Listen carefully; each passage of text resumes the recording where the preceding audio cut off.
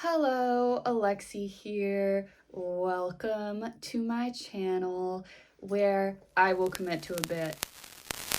Anyways, have you all heard about that guy that allegedly interviewed a vampire? If not, you've definitely come to the right place to get all caught up on this drama. But basically what happened is this guy, Daniel Malloy, who was a Pulitzer Prize winning journalist, recently published a book in which he allegedly interviews an actual vampire. And he is insisting that this is nonfiction. He also was recently diagnosed with Parkinson's, which was a very big deal, I believe. But yeah, I actually do just happen to know somebody that was at this interview in Dubai, and that person did sign an NDA, but I sure didn't.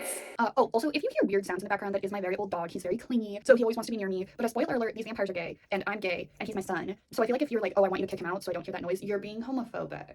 So yeah, according to my friend, this all started when Daniel Malloy, investigative journalist, got a bunch of these tapes, like literal like tapes that you play in a tape player, in the mail. He was not expecting them, but he dug a tape player out of somewhere, and it was actually this interview from 1973 where he once again was allegedly interviewing a vampire. That's right, he is a serial alleged vampire interviewer. And the tapes actually end with the vampire attacking him, according to my friend. And it came with this note that my friend saw from Louis Dupont du Lac, who is our alleged vampire, who was sort of like in the note, hey, so I know it's been like 50 years since our interview, but like I just think that we should finish the project that boyish youth kind of prevented us from finishing. So like you should come to Dubai and we'll finish the interview. Wow. Like all this was happening in like 2022. So it was happening when COVID was still a thing. And Daniel Malloy had an autoimmune disease. He still, put on his mask and he went on his however many long hour flights to Dubai. So, according to my friend, once Daniel got to this penthouse apartment, he was really suspicious of Louis, who's right there. And he was like, okay, well, if you're even a vampire, like, where's your coffin? Which feels very stereotypical, when overall Daniel Malloy's vampires do have a lot of really interesting differences from vampires in like Dracula or even like Twilight. But he does ask about this whole coffin thing, and apparently Louis very dramatically was like, you're standing in it. And he had his, I guess, assistant Rashid, who's over here, sort of press a button on his iPad that he's always carrying, according to my friend, and the sort of tinted shading on the windows in this penthouse went up, and he like stuck his arm under the sunlight that was now visible, and it like, I mean, it started disintegrating like, I'm not feeling so good, Mr. Stark, which does sort of help convince Daniel. But at the same time, Louis was like, okay, but like, why were you convinced if you weren't even like completely sure I was a vampire? And Daniel was sort of like, well, I actually don't remember a lot of these 1973 tapes. Remember that. That becomes important, y'all. So Louis was like, okay, well, you probably need some rest. You were on like a really long flight. But Daniel Malloy has already gotten his laptop out, and he's like, I'm not your fucking boy. Because Louis was like, yeah, our boy probably needs rest too, Rashid. I'm fucking ready. And he starts out the interview, according to his book, actually. I think this is in the book. So, Mr. Dupont du Lac, how long have you been dead? So one thing about Louis Dupont du Lac is he really came of age in turn of the century New Orleans, and he is a multiracial Black man. At the time, just generally in the US, but especially in New Orleans, and in a lot of ways continuing to today, there were not a lot of opportunities available, to quote Louis in Malloy's book, men of his complexion. So because of that, his business was desire. And according to my friend, how Daniel Malloy sort of summarized that was, you were a pimp. Yeah, Louis did run what were called sporting houses in the historically black neighborhood of Storyville, which is like sort of a nice way of saying he did run brothels. He had a brother, Paul, who's right there, who did unfortunately have what probably today we would define as schizophrenia, and would often come to these brothels to preach to the sex workers because he had a lot of focus on like Christianity and would say things like, oh, the birds are telling me to preach. And Louis, like at a certain point one night, had had enough and really needed him to go home because he couldn't look weak on Liberty Street in Storyville. So he pulled a sword out of his cane and like put it to his brother's neck and was like, you need to go home or I will gut you in this street. And like, to be clear, Louis did actually generally get along really well with his brother. Like, he would take him to confession every morning. Another thing to know about Louis's family is that his sister Grace is about to get married. That's her husband. It's also important to note that his father was originally in sugar, but did almost ruin the family financially. His whole family, including his mother, Florence, sort of regard this as more of a respectable trade, even though it did have very strong racial implications, and their perception is that eventually they will get back into this respectable trade, even though it had been, I think, around 5 years, and Louis had, made enough money to allow them to keep their very nice house and have a really nice wedding for Grace and that sort of thing. Another thing that is important to note is that Louis is gay. And he tended to go to sort of like nicer sporting houses that catered to an almost entirely white clientele, one of which was owned by Anderson. Over here, we don't like him. He's down there. Really sucks as a character in this book. But he went there to sort of convince himself that his proclivities, again to quote him, were under control. He really likes talking to a sex worker there named Miss Lily. But this particular night that he goes there, she is already occupied talking to this white French guy right here. Lestat de Liancourt. And at first, Louis is not super into Lestat because Lestat is like, how did you get yourself through the door? And Louis is like, excuse me, because that's kind of a microaggression if we think about it. And Lestat is like, no. What I meant is like a man of your complexion has to deal with a lot of like horrible things in this American society is what I've learned since I've come over from France. So like, I'm just interested in how you were able to do that. Like, I meant it as a compliment. Miss Lily does seem to like him overall though. But apparently originally Lestat had meant to sort of get off the boat from France in St. Louis. So he's like, oh, of course your name is Louis, and starts calling him St. Louis kind of like flirtingly. And he, saw in New Orleans this guy threatened to stab his brother, guy being Louis, brother being Paul, and was like, Lestat, we're home.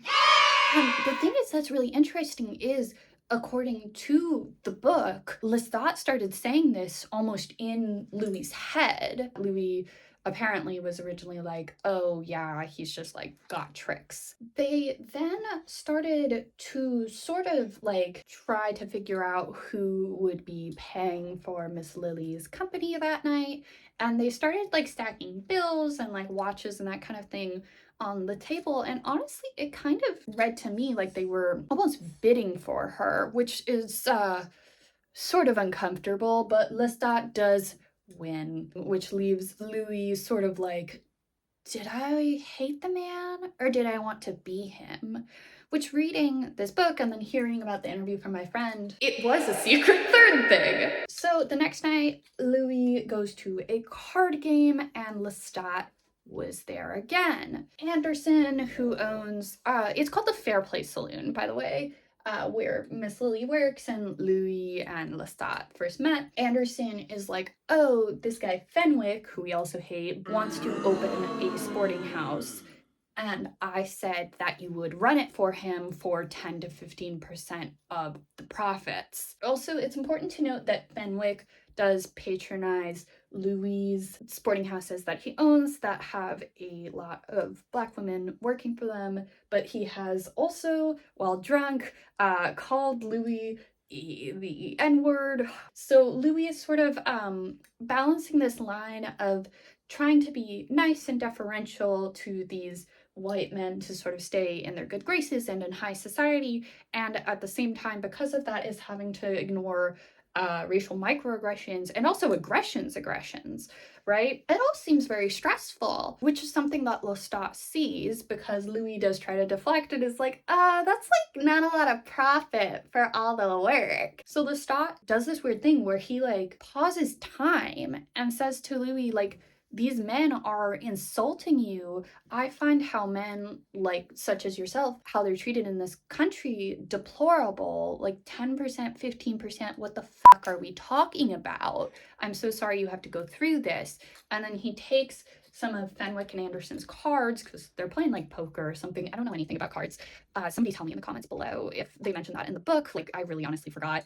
But yeah, he takes some of their cards and gives them to Louis, which allows Louis to win. So honestly, like, low-key, it seems like Lestat was almost flirting with Louis. Louis at this point told Daniel Malloy, according to my friend, that Lestat kind of wanted a chaperone and he was in love with Louis' city, and Louis was happy to, you know, show him around, so to speak. He told Daniel, like, I was being hunted and I didn't even know it. So eventually, Grace is like, oh, I want to meet this white man that you're hanging out with so much, to which Louis did respond with the truly iconic line that I've seen so much on TikTok: he's not white, he's French. But anyways, Lestat does take Louis, who's like offering at Grace's insistence, up on this offer to come for dinner, but it is unfortunately very, very awkward. Paul really mistrusts him and keeps interrupting the conversation, and eventually is like, are you one with Christ,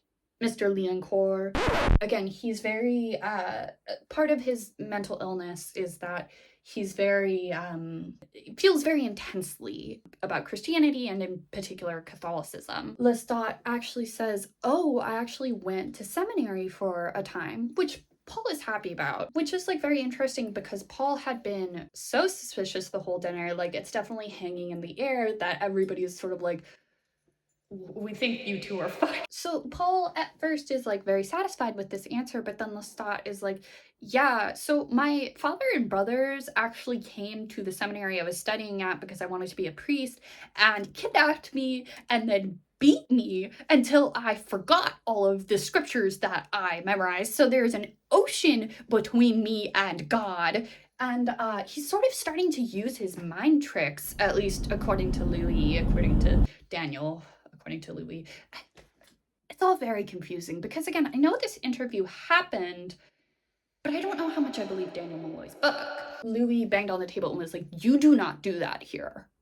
You cannot do that in front of my family. But at the same time, he does still walk Lestat home that night. And Lestat is like, oh, do you want to come in for a nightcap? And Louis is like, oh, I really can't. You know, I should really get home. We gotta plan for Grace's wedding. And Lestat is like, but I got you a flower. So yeah, he actually invited Miss Lily. He paid for her to come to his apartment for the evening. So they all, you know, start talking and start sort of, you know, making out. And it honestly, listen, Daniel Malloy might have been a little bit inspired by challengers here, because Louis is kissing Miss Lily and Lestat comes to her other side and is kissing her, and then they apparently started kissing, and somehow Miss Lily like fell asleep or something, and then Louis and Lestat started making out,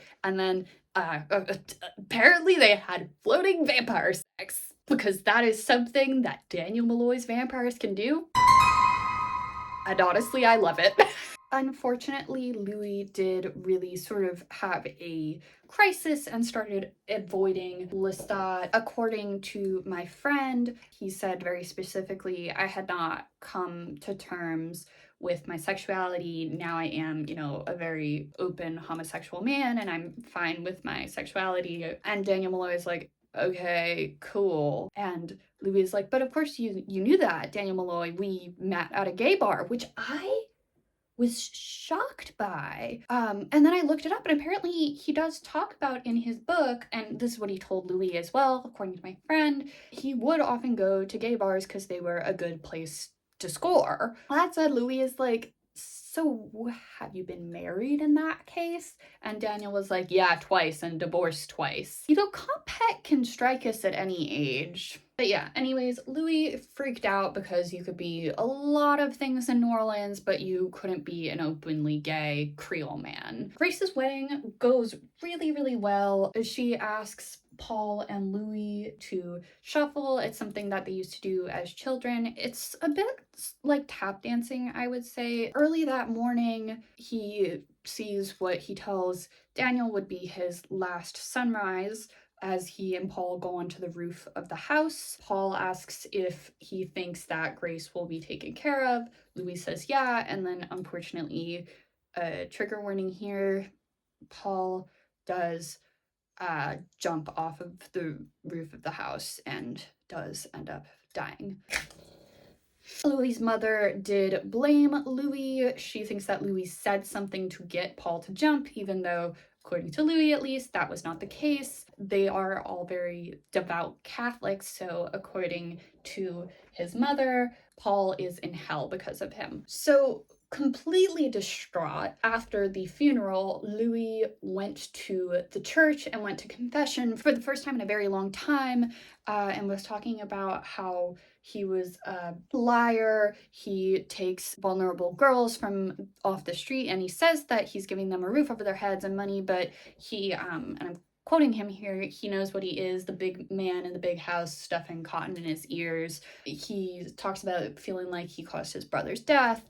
He says that he laid down with a man. He says he laid down with the devil, and he's got his roots in him, Louis, all of these spindly roots, and I can't think because of it. And as that happened, the confession box started to shake, and he started to smell smoke, and he left the confession box, and it was Lestat there. He had eaten the priests. He was like, you're like confessing to these charlatans? What are you even doing? And eventually he just is looking into Louis's eyes, and he's like, be my companion, Louis.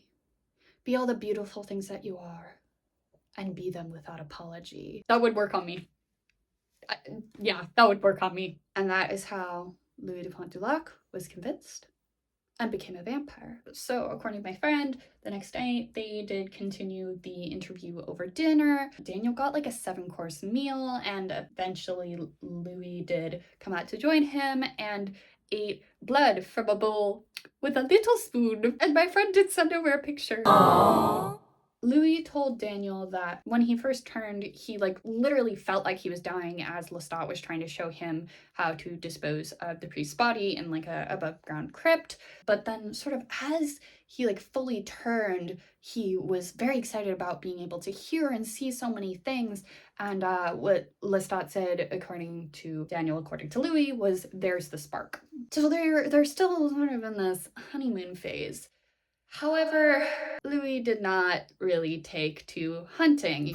He feels super guilty after killing a tractor salesman, and that guilt never really goes away despite Lestat sort of assuring him that he would get used to it. And Lestat, unfortunately, really just did not understand this. So after that first kill, Louis started freaking out and saying he needs to go home, he needs to go check on the businesses, he needs to go talk to his family, including Paul, is dead. He's clearly like freaking out, and Lestat is like, I'm your family now.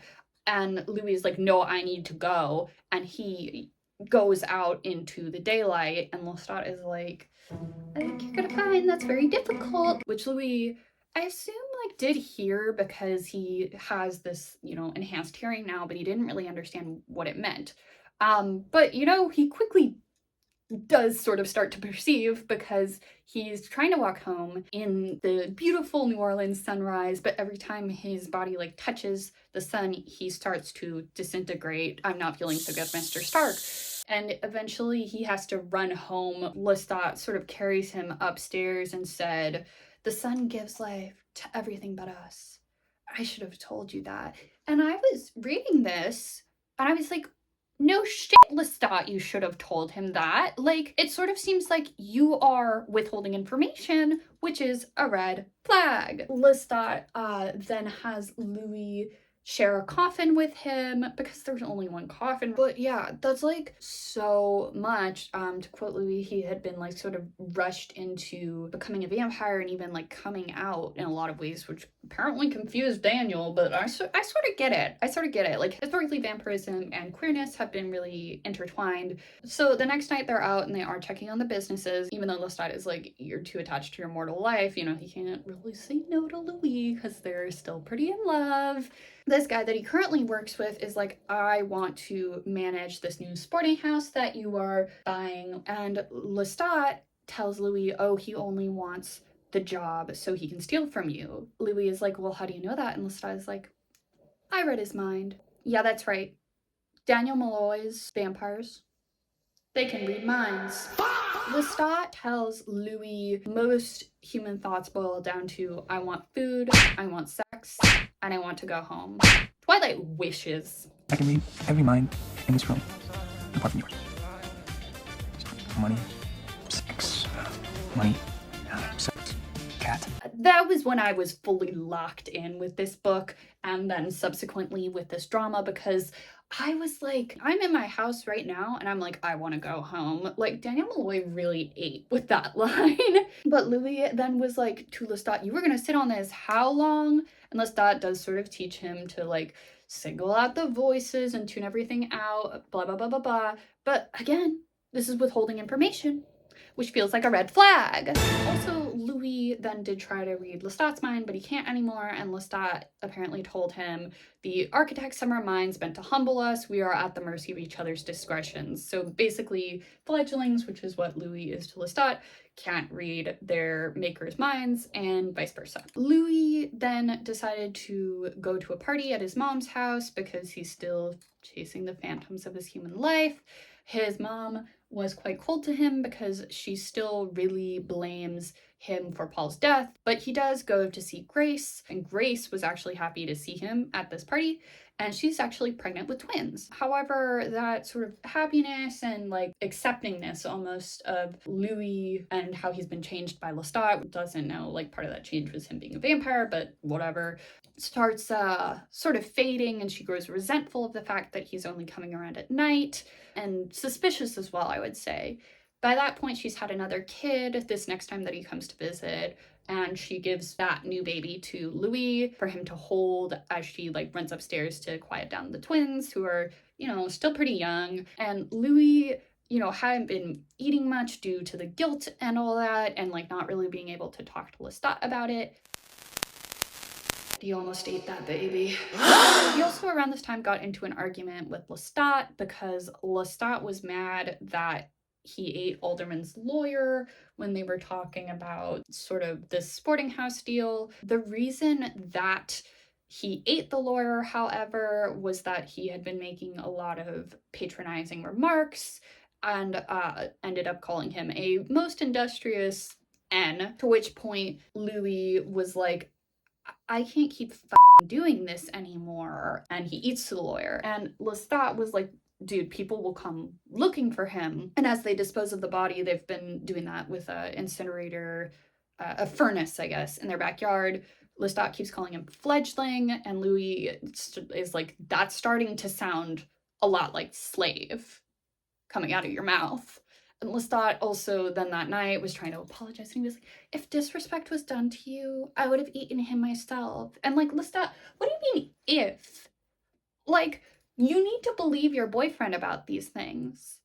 You need to believe your boyfriend. I've heard the argument that in the book, Lestat sort of exists partially for white audiences to start to realize with him how difficult it is for Louis, the main character of the book, to exist in this society that we, the readers, are not as familiar with, especially we white readers like myself are not as familiar with, because, you know, we don't experience racism in that way, and also like don't experience it in that time. And so I've seen this argument that Lestat sort of exists for us to kind of realize the extent of all of that along with him, which I think is a really interesting reading.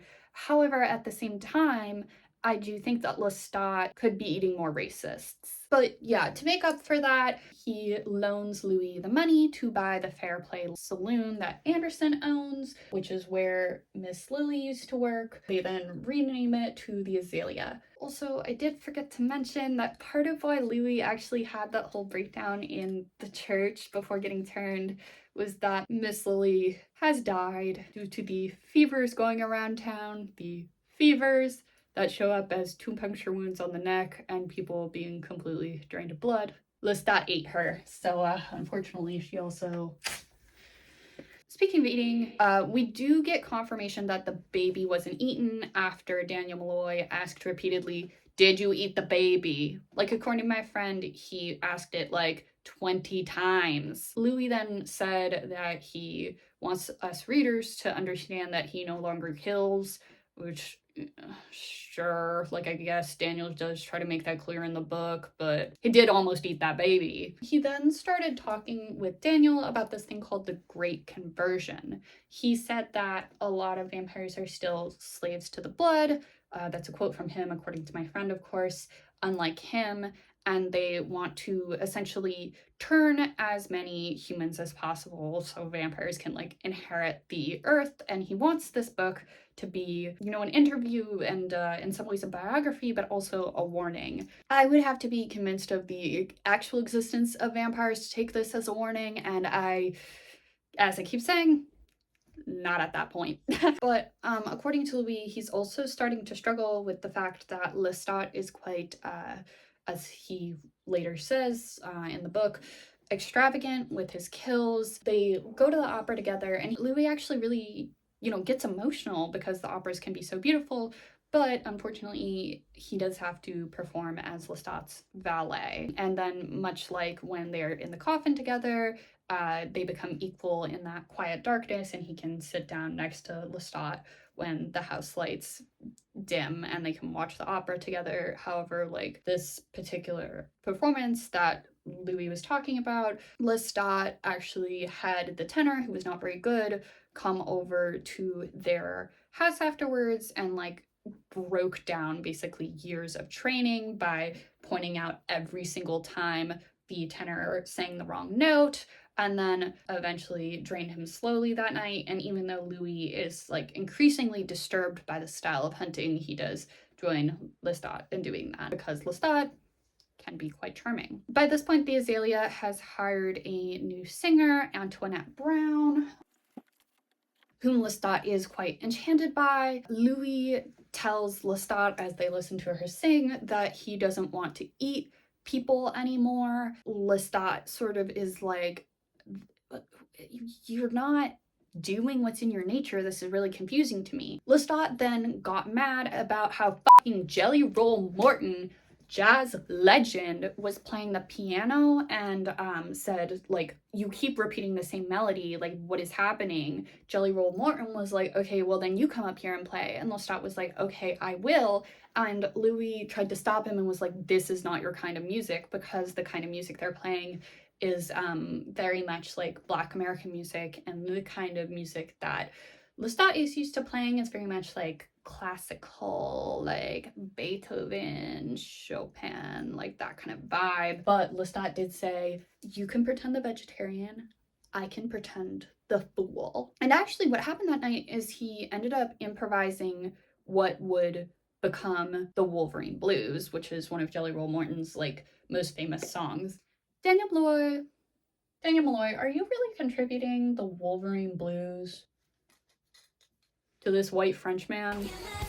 Apparently, what Lestat later told Louis was that there wasn't actually anything wrong with Jelly Roll's playing. He just had read Jelly Roll's mind and knew he was gonna run off and start a band in Chicago and leave Louis high and dry, and he took offense to this. According to my friend, at this point, Daniel interrupted Louis and was like, "This rewrite is really giving me pause because back in 1973, you were eviscerating Lestat on these tapes. And like my friend sent me over these original tapes, and I agree. He was saying like, I was cheated having Lestat as my maker. He was a sow's ear out of which nothing fine could be made. Daniel Malloy pointed out, like, but now you're like, no, Lestat was actually kind of romantic, actually. Louis claimed that this was a more nuanced portrait at that point, at which time Daniel then was like, yeah, do you mean the more rehearsed portrait? I'm a romantic at heart. If I'm suspending my disbelief for a lot of this book, I'm going to suspend it a bit more and say that I like Louis' explanation. At that point, Lestat filled in for Jelly Roll, which caused him to become closer to Antoinette and start an affair with her. Louis was clearly unhappy about this, but Lestat was like, we'll actually be together forever. I just like variety at times. So Louis was like, so I can fuck whoever I want to?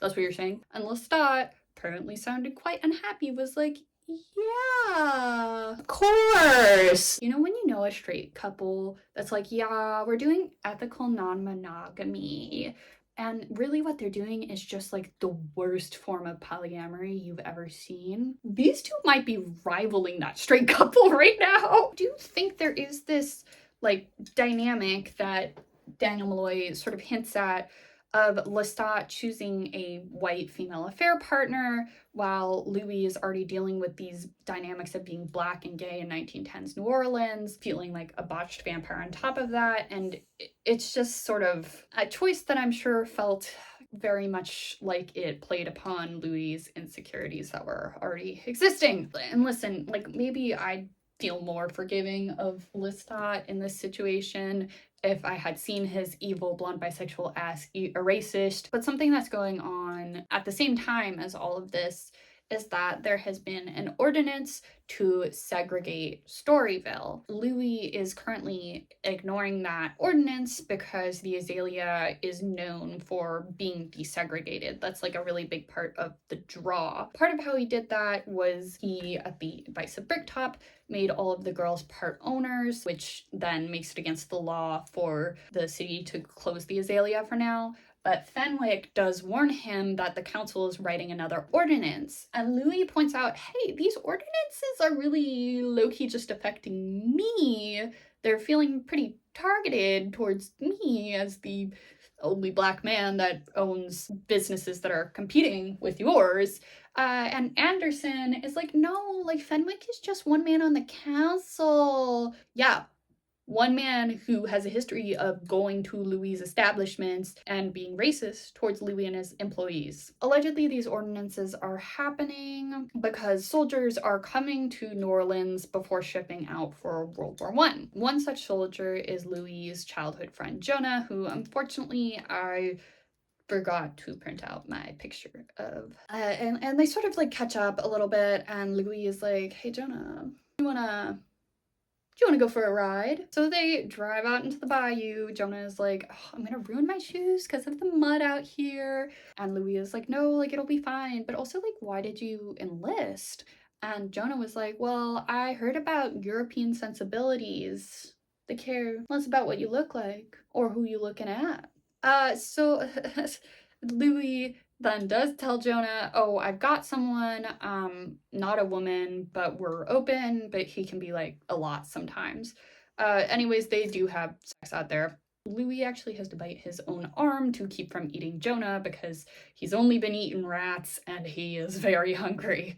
But he doesn't eat Jonah, so Jonah survives the night. Good for him. He then I think like the next night tries to go to the twins' birthday party. His family does not want to see him there. His mom is like, you're the devil. You're no longer welcome in our house. So Louis is just like freaking out because his family has basically completely disowned him at this point. He's feeling like crap. So he goes back to his and Lestat's house. But you know what's happening? It's full of soldiers who are drunk and singing. Lestat invited them over because the power was shut off at the Azalea, and also because he thought soldiers were Louis' type. And Louis, quite understandably, because if I came home from a horrible, horrible fight with my family and found my house full of soldiers, I would also freak out, was like, Lestat, you need to make them leave right now. And Lestat, this is so interesting. He concentrated really hard, apparently, and all of these soldiers got up very robotically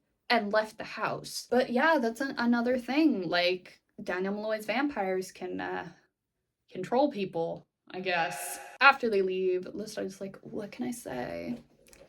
I'm a lot. And Louis was like, I knew you were there.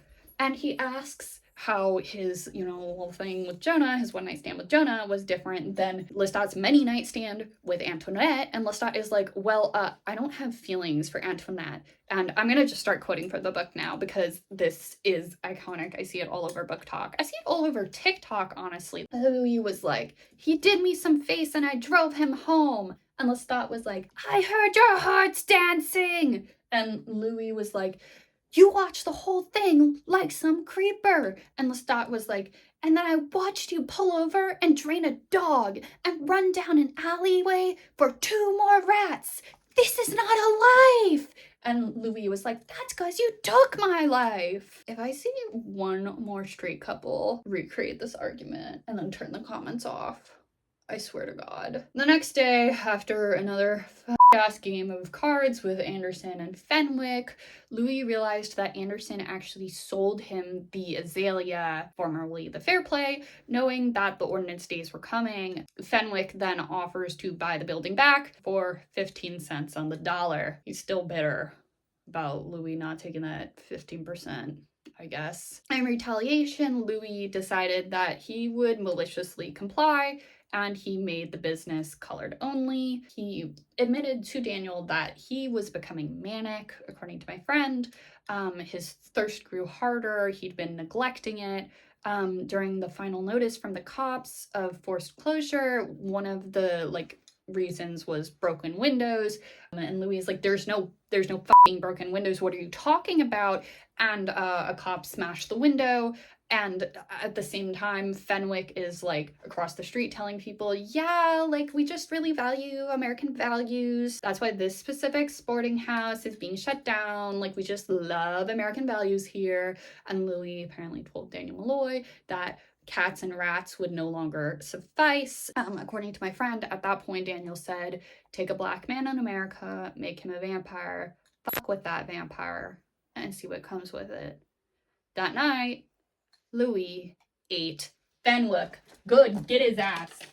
Louis then hung him on some church gates with a whites only sign around him, which then does cause riots in the city. White people do start using this as an excuse to set fire to the Azalea and just like Black-owned businesses and just Storyville in general, like completely destroying this Black community. Lestat was like, oh my God, you just did an extravagant kill. Like, that's so hot. And Louis was like, I didn't do it for me. I did it for my city. I did it for my people. And Lestat was like, okay, you keep telling yourself that. And then he was like, yeah, but like also we should make this our anniversary. And Louis is like, bro, they're torching my people's businesses. Absolutely not. To quote the book again, this is why you and me are never going to work. That's why you're always going to be alone. So he leaves the house and he runs out and he starts trying to help. He's like, what can I do to help? How can I help? And they just are like, don't try to help, just run. But he still feels like he needs to pay for his sin because he's still struggling with a lot of guilt, this poor guy. And he hears a young girl crying. She's trapped in a rooming house. He runs through the fire. He couldn't save the Azalea. He couldn't save Storyville. He couldn't save her aunt that was trapped on the wrong side of the wall, but he could save her, once again, to quote this book, because it's such a beautiful line. My light, my Claudia, my redemption. So, according to my friend, that next day, Louis felt like he needed to rest. So, Rashid led Daniel to what was known in that penthouse as the reading room. My friend described this to me as a big gray box with some really scary tall bookshelves and a big ass magnolia tree in the center. But yeah, that day, Daniel spent his time reading Claudia's diaries because she was like a really prolific writer. Apparently, Rashid suggested that Daniel start with the diary on the left because that would be chronological order, and Daniel Malloy, ever the contrarian, did immediately grab the diary on the right. It made no sense. According to my friend, who was sort of able to see it from where they were standing, he then did grab the diary from the left. Claudia wrote that through the pain of her burns, she did hear Louis begging Lestat to turn her because, you know, covered in burns, actively dying. Lestat then was like, what is she gonna be to us? A lapdog? A daughter? You were ready to abandon our home. And Louis was like, I don't know, I just need her not to die. So Lestat does turn her. After she finished dying and coming back, Louis immediately did tell her that they could read minds, unlike Lestat did. Lestat, of course, can't hear them because he made them, and he gets annoyed that they're not paying enough attention to him, so he like speed runs and he's like, I'll show you how to do that, when Claudia is like, whoa, that's crazy cool. As much as I love to hate on Lestat, I get it. But Lestat at that point did say, like, we're a family, we can't keep secrets from each other. Claudia is pretty much always hungry, beyond what is normal for a fledgling. Lestat cryptically warned Louis that she would forever be stuck with a 14-year-old's appetite. Still, they do enjoy hunting together, her and Lestat, and according to her diary, she and Uncle Les call the blood kill juice. One evening, she asked who made Lestat, and he got super mad about it, and then Louis got super mad that he got very mad about it because, like, you know, she's a teenager, they question everything, and Lestat was like, okay, but like, what if she didn't question me about this? But she also does see Lestat and Louis kiss and make up later, though. Actually, to be super technical about it, what she sees is Lestat climb into Louis' coffin, and when my friend was telling me about this, I was like, oh my god, it's like van life parents. According to my friend, Daniel then heard the afternoon call to prayer, and he sort of paused his reading and got up and went back into the main living room. He then decided to interrupt Rashid, who is praying. And when my friend told me this, like, my jaw literally dropped. I was like, the fuck? I'm pretty sure you can't interrupt people while they're praying. Like, I'm pretty sure that's a really rude thing to do. But Rashid was like, okay, how are the diaries coming along? And Daniel was like, oh, for a killing machine, I kind of like her. Then he did apologize for interrupting his praying, which I'm kind of like, too little too late, Daniel. And apparently Rashid responded, Asr Namosi. Daniel then apparently responded, that's not Arabic. I thought you were a native. And Rashid responded, Dubai is a child, Mr. Malloy. No one is a native. And Daniel Malloy at that point was like, oh, this is kind of suspicious. Back to the diaries, Claudia wrote that she often got between Lestat and Louis when they fight. She has no siblings and they're still giving her eldest daughter syndrome. She also at this point was starting to feel weird about looking 14 for a long hot minute, if you will. This kind of came to a head after Lestat took her to like a lover's lane, allegedly to learn how to kill two people at once, but also it was kind of giving like better sex ed than my public high school had. This kind of changed something in Claudia. Daniel quotes her diary as saying, something opened up in my mind and in my body. I've been 18 for 7 months now, and it's time I start acting like it. The next night, she went out wearing a flapper dress, which was unusual for her. Louis did mentally warn her, don't do something he, Lestat, would do, and Claudia says, I'm going to tell him you're talking to me that way, which Daniel Malloy didn't really like expand on this in the book, but I did think it was really interesting because there's sort of a double meaning to this, potentially. Like, Claudia could be saying, oh, I'm going to tell Lestat you're telling me what to do, or she could be saying, I'm going to tell him that you're speaking to me mentally and we're not supposed to do that because that counts as keeping a secret. At first she's very confident, but then she fully hears people saying out loud, not even mentally, slur, getting dressed in the dark, and like someone fell into her mama's closet, and just like weird shit like that. And then on top of that all, she almost gets hit by a fucking horse. Thankfully, she is saved by the carriage driver, Charlie.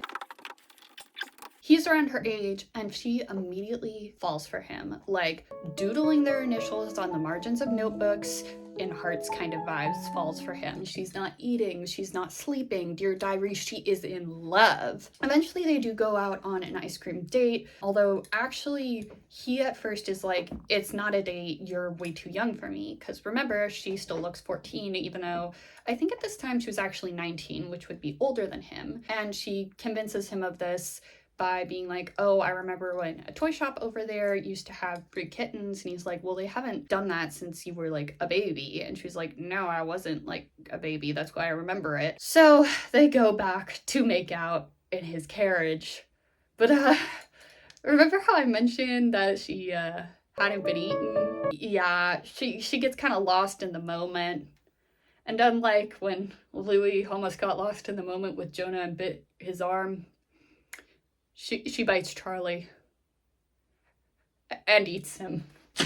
But she goes home and she begs Lestat to turn him, and he's like, I can't, you drained him dry, he's dead as a doornail, and then makes her watch him burn the body to like teach her a lesson, like, oh, this is why we can't get too close to mortals or whatever. Which then actually, now that I think about it, that kind of comes off as like trying to also teach a lesson to Louis, because Louis is still like trying to be close to his mortal family in some ways.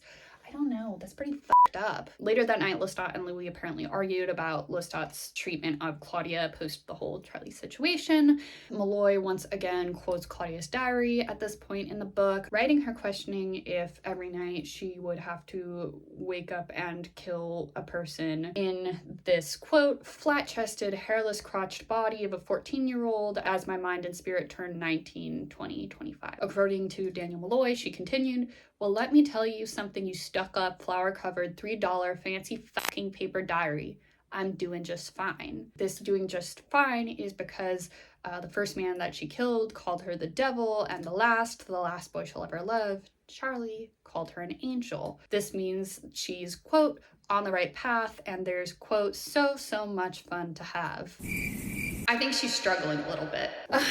So let me see. My friend told me that later that night, Daniel started reading Claudia's kill list spreadsheet of people and their last words at the dinner table while Louis drank from Rashid. Daniel Malloy points out that he is struggling to think of something more fucked up than her kill list spreadsheet diary. And Rashid, who had previously said of working for Louis, I serve a god, that Daniel is basically doing the same thing, saying that once his book is published, other vampires will come and kill him. According to my friend, he said, you're chronicling a suicide. That's heavy, man. Back to the interview, Louis and Lestat disagreed over whether or not Claudia is on a hunger strike because Louis hadn't seen her leave her coffin, like, at all. But Lestat was like, no, she's just sneaking out. And to prove that, he broke into her room and opened her coffin, proving to Louis that she was not there. But her diary is, and he starts to read it. Malloy cites Claudia's diary as saying, quote, am I going to be a virgin every time I do it?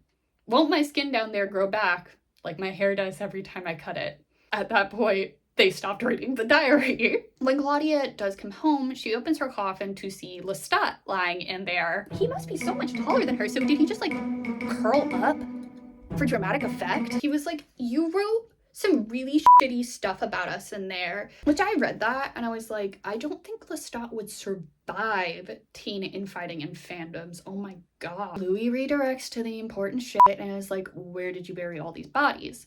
And Claudia was like, way out of town. And Louis was like, well, the place you're describing is not below the water line, so during the next storm, the water will rise and bodies will wash back up. I guess young adult vampires are not allowed to make mistakes, even though Louis is technically right. The next storm, the bodies rise up. And they're all over town.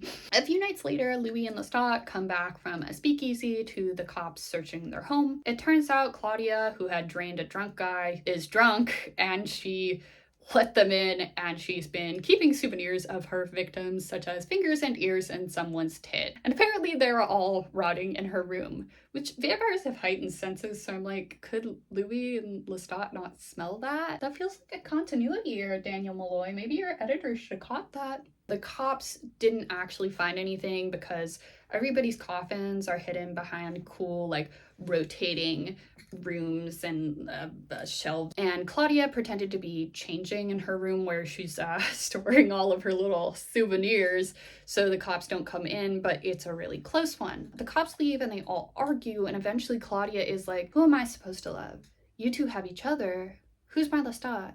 Who's my Louis? I'm not human. What human would want me? Perverts are little boys. And 40 years from now, still little boys? How are you gonna fix it? Which one of you gonna fuck me? Which is like so disturbing and sad. Like, I feel so bad for Claudia. Daniel Malloy sure is writing weird family dynamics. Almost Freudian. Lestat's wonderful response to that was, "You're not my type." Claudia then admitted that she'd been trying to make herself a guy. She then demanded Lestat make her one. Lestat refused. And she was like, okay, well, if you don't, I'm gonna go find other vampires. And he's like, if you do, they'll kill you because you're weak and a mistake. That's not a great thing to say to your daughter. Louis starts yelling at Lestat, and Claudia is like, he treats us like shit and you just take it. Also, Lestat, why would you refuse me one love when you got two? Lestat has not killed Antoinette. There's a reason she's still on the board. I would not lie to you. He does promise to kill her soon, and Louis is like, sure. But the result of this argument is Claudia ran away. Louis became incredibly depressed. The house starts to fall into disrepair. Lestat was feeling ignored because the only thing that Louis can do is read newspaper articles and try to find Claudia. So he starts spending more and more time with Antoinette. She's still on the board. Meanwhile, Claudia is haunting university libraries, trying to find more information on vampires. At one point, she almost gets in trouble with an athlete guy who is like, little girl, why are you in our college library? But a guy on a motorcycle, Bruce, rescues her. He's also a vampire. And at first, she's really excited to have met another vampire, but unfortunately, he is also shitty because he kidnaps her and, trigger warning, it's implied in the book, sexually assaults her. However, we can't be 100% sure what happened here, according to my friend, as those pages of the diary had been torn out. Once again, according to my friend, Daniel did try to insist that he be able to read them. Louis then said he didn't want to exploit her. Daniel said that he's editorializing again, just like in 1973. Louis then started to make Daniel's arm shake, basically like Parkinson's but worse. And then at that point, my friend said that Rashid got him to stop by putting his hand on Louis's arm and was like, I'd like to apologize for Louis to Daniel. And then, according to my friend, Daniel got up and slapped him in the face. Get him, Grandpa! Continuing with the interview, we find out that Claudia had been following Louis and Lestat for a while after she escaped Bruce, and she saw Grace ask Louis to meet her in a graveyard where she told them that she and her family were headed north because the Great Depression had cleared them out. She shows him a tombstone she commissioned for him and says that things just kind of have to be this way. Claudia then allegedly wrote in her diary that this made her realize that she was meant to be a sister for Louis. And, you know, Grace and her husband haven't died, but I am going to take them out of here. Also, Louis's mom has died by this point, by the way. So Claudia does come home. She tells both Lestat and Louis that she wants to go to Europe after she had read about vampires being there in the university library. Lestat is, I guess, worried that he's going to be left alone because he choked Claudia out. Louis then attacked Lestat to get him off of Claudia. Claudia then tried to get Lestat to stop attacking Louis, but he pushed her out of the way. We know from Claudia's diary that they ended up in another room, still physically fighting by the sound of it. Eventually, Louis called out, "We're done, we just need a moment." But then, they burst through a wall! Lestat had his hands literally through Louis's neck, took him outside, bit him, and then flew them up above the city. I think that actually this was a really interesting writing choice because it really could be seen as like a parallel to earlier on when they first consummated their relationship and they had the floating vampire sex. And Lestat, that was the first time he drank from Louis, actually. They then have a very dramatic conversation in the sky where Lestat is like, I just want you to say you never loved me. And Louis is like, let go of me instead. Because of course he loved Lestat. Daniel Malloy accidentally wrote a gay gothic romance. And Lestat is like, anything for you, Louis. and drops him from the sky. I guess in Daniel Malloy's vampire verse, this doesn't kill vampires, which, like, you know, makes sense. It's like the sun, fire, beheading, whatever. But it does really fuck them up pretty bad. So Louis took several months to heal, with Claudia nursing him back to health. She released goats into the house for him to chase down and stuff. It's been like almost 100 years at this point, but it does still seem like Louis has some PTSD because Daniel, while taking levodopa from a doctor that Louis hired, is like, "Can you fly, Louis?" And my friend said that he looked like he was fully having a flashback. Also, my friend knows for a fact that he still has nightmares about the whole situation. Back in New Orleans, Lestat left the house after that night. He told Louis later it was because he was so ashamed, but he kept calling and sending extravagant gifts like rare books. He's like a shitty boyfriend who forgot it was Valentine's Day, bringing wilted next day flowers, who was also evil, bisexual, blonde, and French. But he did persist doing this for 6 years straight. He was like, "Baby girl, I changed. I miss you so much." But at the same time, he's living in Algiers with fucking Antoinette, who she's still on the board. So finally, in the spring of 1937, for the timeline nerds out there, he sent Louis a record, his first composition in 100 years. I've got a recording of it that I'll play, probably sped up a little bit for copyright reasons. Apparently Lestat is trying to be a musician now, and I just don't want this man to be the reason I'm demonetized. Come to me. I'm not sure where this recording comes from though, because Louis destroyed the original record. I'm sure you want to know why. It's because it's actually a duet. And you know who's singing the second part of the duet? Because duet means, you know, two people. Fucking Antoinette. This, according to Louis, was specifically designed to piss him off, so he actually swam to Algiers to Lestat and Antoinette's apartment, where Lestat kicked Antoinette out so they could have make-up sex. Louis told Daniel, "The vampire bond. There is no human equivalent." And like, that might be true, but the dick can't be that good, man. Although I guess Louis and I's opinions differ on that, and I guess he'd know better than me because he does let Lestat back into the house. They set a few rules, including that he has to kill Antoinette. Claudia then also gets him to tell them about his maker, Magnus. According to Lestat, or I guess according to Daniel Malloy, according to Lestat, as per usual, Magnus took Lestat from his room in Paris, turned him, gave him a bunch of money, then threw himself into the fire. Lestat was left alone, which is why he doesn't like being alone.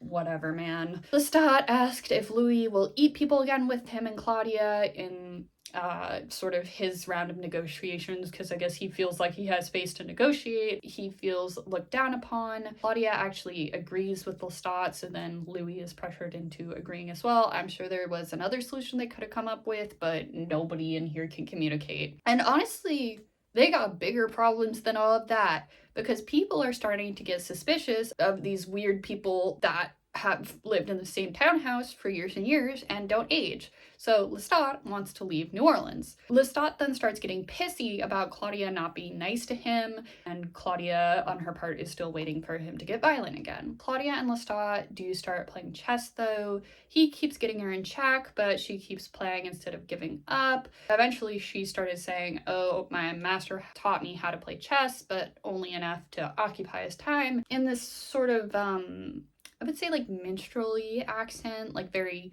exaggerated, sort of making fun of Lestat in a way. Lestat then gets pissy and is like, "I'm gonna hunt alone tonight." And Louis also gets really uncomfortable about this, and I think part of that is probably because Claudia is absolutely pointing out that there's this power dynamic in both of their relationships with Lestat. That's not something that Lestat wants to acknowledge. Lestat then goes to Antoinette, who, arguably this time, he actually did kill because he made her into a vampire. Claudia and Louis follow him and see this. Louis told Daniel that he thinks that Lestat hid Antoinette in a town really close to them because he intended for them to find her because he's always playing mind games, you know. Claudia then wants to run away to find vampires in Europe because she reasons that there must be vampires that aren't like Lestat and Bruce, and she wants to find them. But Louis is still very in love with Lestat, even if he's very hurt by Lestat at the same time and doesn't want to leave. So she's like, okay, I'm leaving. When he hurts you again, come find me. Apparently, this was when Daniel was like, give me the gift. You're wasting it in San Francisco in 1973. My friend then said that Daniel said, in the eyes of a 20-year-old, you actually were wasting the gift. Rashid then walked in and Louis was like, you're in your 20s, Rashid.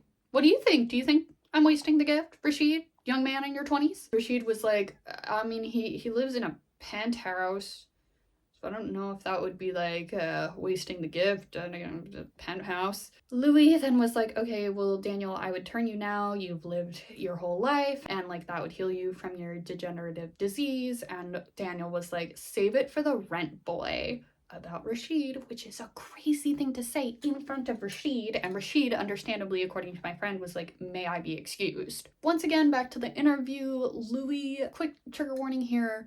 Louis apparently thought very seriously about staying out until the sun rose, but he didn't want to ruin the evening of Claudia's escape like Paul ruined the evening of Grace's wedding, or whatever. Those were his words as written by Daniel Malloy, not mine. He does decide to go back home, and you know who's there? Claudia. Yeah, Lestat beheaded the ticket collector and was like, tickets please, and then was like, yeah, you have to come home and make Louis happy because he'll be super depressed without you. Claudia then told Louis at one point, like mentally, I think that Lestat killed Magnus because Magnus made him a slave in the way that he has made slaves of us. And, you know, if this book were in theory about a bunch of white people and like Louis was a white guy who owned slaves or something, this quote would be a very different vibe than it has with Lestat being a white man and Claudia and Louis being black. Claudia also says that she will free them both and that she's going to find a way to kill Lestat. And she says this as she's beating him at chess. Although actually what she does is she refuses to make the final move, which really pisses Lestat off, and he throws a tantrum about it. And like as all this is happening, she, like a girl boss, is like, you know what, Louis? I think you want to kill Lestat as well. Louis, then back in the present, according to my friend, was like, we were going to kill Lestat twice for dramatic effect. All these vampires are very dramatic. But Daniel had fallen asleep.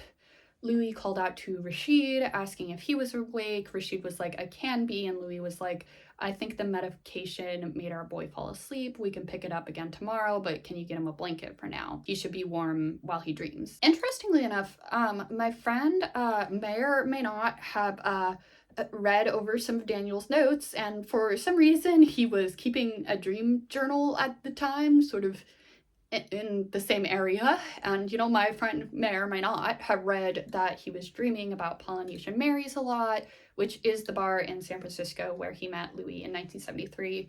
Very famous gay bar. It's closed now, unfortunately. Daniel sort of dream remembers telling Louis that he's a journalist and he mostly does interviews. He has a series at the Berkeley Barb, and he's like, I could interview you if you want. And Louis was like, okay, well, I know you came here for drugs, and I have drugs at my room over on Divisadero. Let's go walk over there. Daniel was like, oh, are you a narc? And he was like, no, I'm a vampire. They both laughed at that because Daniel at the time was like, well, that's not a thing. Oh, how the turns have tabled, Daniel Malloy. And Daniel was like, I want to interview you. If something happens, you know, I'm cool. That kind of sounds like something someone interested and more than just scoring would say. But what do I know, I guess? Then Louis turned over his shoulder and was like, you want to join us? And this is like the first time, apparently, that Daniel was remembering this in his dream memories, because he turned as well and he saw fucking Rashid, who was like, no, go have your fun. And according to my friend, Daniel sat bolt upright, looking confused as fuck, which then confused my friend at the time, but then they read that dream journal and were like, oh, that makes sense. Why was Rashid there? So Claudia apparently had a whole plan on how to kill Lestat, but she actually at the time refused to tell Louis because they shared a heart or whatever. But like low-key, Claudia was cooking, as per usual, best character in the book, because Lestat actually at this time had gotten super paranoid and he's making them all sleep in the same room again, and Louis kind of is not great at lying, so he really needs to be genuinely back in love with Lestat again to make this plan of Claudia's work. Also, people are like literally starting to knock on their doors and be like, please, like, teach me how to live forever like you all. You're so sexy. So they really do need to leave. Claudia wants to go to Europe, and Lestat is like, no, we should go to Buenos Aires. You're bad. And like, I do think it's suspicious that Lestat is so anti going to Europe, just like generally, but right now he kind of does have a point because it's World War II. Claudia then was like, okay, sure, but right before we leave, we should have a really big party. Tell some people that we're gonna give them the secret to eternal life, invite them back to our house, and then eat them. Lestat is not convinced, but Claudia is like, okay, what if we did a Mardi Gras ball because it's early this year, even though it's January 1st now when I'm saying this, and Mardi Gras is in February, and these things usually take a year to plan. It would be a party fit for a king. Wow. And Lestat's ego, it's appealed to. And he's like, oh, what if we also like starved ourselves beforehand? Because then the hunger would be exquisite and the feast would be even cooler. Like, we should do it. So they go to Anderson, yuck, he's still on the board, and are like, so we want you to plan a Mardi Gras ball for us. And Anderson is like, so I'm not a party planner. Nobody likes y'all and thinks you're creepy. And also, you haven't aged at all. Like, what is up with that? It's been 17 years. So they offer to buy him a new boat because right now he's making money shipping coffins to and from Europe. Shout out war profiteering. And one of his boats had just been sunk. So he agrees, even though Lestat also wants to be Raj, which is kind of a hard sell, even if he does sit on the committee for it. Raj is also like king of Mardi Gras, although technically he wants to be king of the crew of Raj, which everybody knows, even to this day, is the biggest Mardi Gras crew. And like Anderson actually literally laughed at Lestat about that, but he does make it happen. Gossip is then generated by all of the money Lestat is pouring into the party, and suddenly it is the hottest post Mardi Gras ticket. To quote Daniel Malloy, Louis and Claudia were seducing the seducer. So their Mardi Gras plan is to pin targets for the after party with little flower pins. But Claudia's like meta plan, I guess, is to poison a pair of twins and have Lestat eat one of them, which would presumably kill him, I guess. At the party, Louis is like confused, something feels off, but he's so hungry he can't put his finger on it, and he hears a female voice go, miserable dogs. But then Anderson comes over and is like, oh, we're in a whispering gallery. You can hear whispering from the other end of the room. And then he calls Louis the F slur, so Louis gets distracted and is like, hey, wanna live forever? Lestat and Louis share a cigarette on the balcony. Lestat is like, I'm gonna miss New Orleans. It's desperately alive and desperately fragile. Louis is like, okay, well, let's eat now. That's nice, dear. Let's go eat now. And Lestat asks for one last dance before the feast. Louis told Daniel Malloy that a lot had been written about that bloody night, but nothing about their very public, very romantic waltz. Quote, as if the only crime unfit to print took place on that dance floor. I did then do some research, and there were a lot of newspaper articles about, as Louis calls it, that very bloody night and like that massacre, and I couldn't find any sources. Anyways, he gets too distracted dancing and they kiss in front of everyone, so some people start to leave. Claudia then finishes the dance with Louis and is like, bro, you need to lock in. So they finally get to their little after party, and Lestat tells everyone that they have the Philosopher's Stone / the Elixir of Life, which is like why they're ageless, and they reveal their true ages, and everyone is like, whoa, that's wild. And Anderson is like, I need some of that elixir, and opens up the punch bowl that's on the table, and there's nothing in there. OMG, what? That's wild. And then they start to eat everyone. Louis tears a guy's jaw off, good for him. Anderson finally gets eaten by Lestat. Get his ass off of there, oh my god. And also the Mardi Gras music drowns out everyone dying. Claudia is then like, Louis saved this twin for you, Lestat. Unfortunately, I ate the other one. Then, apparently, Lestat closed his eyes. The doorknob jiggled off the front door. A cunty pair of black shoes stepped through. Although, this could all be embellishing on Daniel Molloy's part. I don't know how he'd know that, but I do love his descriptions. Lestat clearly suspected that the twin had been poisoned, and Antoinette bursts in and is like, yeah, they have been. She was at the ball, dressed in a suit, eavesdropping on Louis and Claudia. It was her voice that Louis heard saying miserable dog. It was like, mental vampire voice. They all did like stupid ass hisses and fight. Daniel Molloy's vampires all hiss at each other before they fight, which is kind of silly to imagine. Antoinette forced Claudia towards the twins. Lestat held Louis back and is like, Antoinette will be better for our life together than Claudia. And I read that and was like, dude, are you trying to start a harem? Like, is there gonna be an anime adaptation of this? Like, I would watch the anime adaptation of this, but oh my god. But then Lestat began to vomit blood, and Antoinette is distracted, so Claudia stabs her with a fire poker. And Claudia is like, how stupid do you think I am? I know she's been watching us.